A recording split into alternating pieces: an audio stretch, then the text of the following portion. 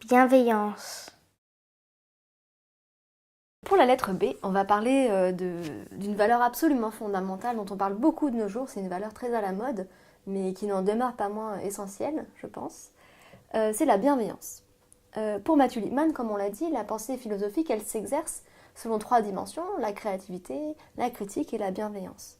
Alors, la bienveillance, le caring thinking, on peut considérer que c'est le fait de prendre soin de la pensée des autres et de toujours considérer que les gens sont attachés finalement à ce qu'ils disent.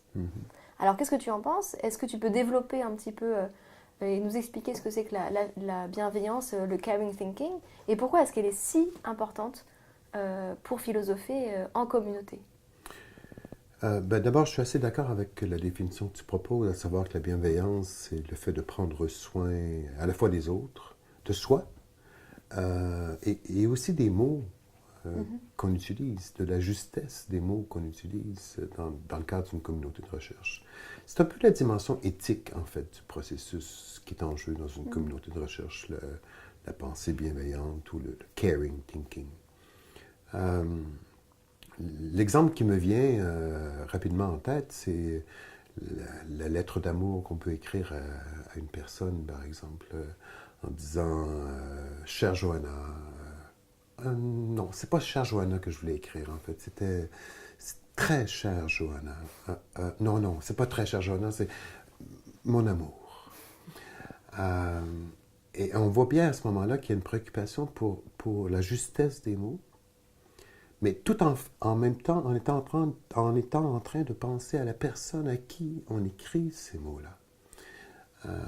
Et quand on est dans une communauté de recherche, il y a une préoccupation pour pas simplement être juste dans les mots que l'on emploie, pas simplement être critique par rapport aux idées qui se développent, mais aussi de s'assurer que la relation qu'on est en train d'établir avec les autres va être une relation bienveillante, justement, où on prendra soin des émotions qui sont en jeu.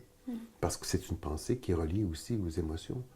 Les émotions ne sont pas du tout absentes d'une communauté de recherche. Bien au contraire, elles sont extrêmement présentes. Il n'y a pas de dualisme entre la raison d'un côté et puis les émotions de l'autre. Oui, c'est ça. Il y a vraiment l'idée chez Lippmann que il y a une relation affective à nos idées et qu'il faut le prendre en compte. Oui. Et là, du coup, on voit bien qu'on arrive à une précision importante. Parfois, on dit qu'en philosophie, avec les enfants, on va avoir le droit de dire ce qu'on pense. Alors c'est vrai, Oui. mais là, on voit qu'il y a un détail quand même important, c'est on a le droit de dire ce qu'on pense, mais on va quand même essayer de s'exprimer d'une façon délicate et qui prend en compte toujours le groupe. C'est pas juste dire ce qu'on pense de façon brute et immédiate. Oui, et c'est très important parce que ce faisant, ce qui se crée peu à peu, c'est un climat de confiance entre tous les membres de cette communauté de recherche. Et en raison de ce climat de confiance qui s'installe, grâce au fait qu'on le dit, mais on ne le dit pas n'importe comment, se dire, on est invité du coup à se dépasser en raison de cette confiance qui s'installe. On n'a plus peur.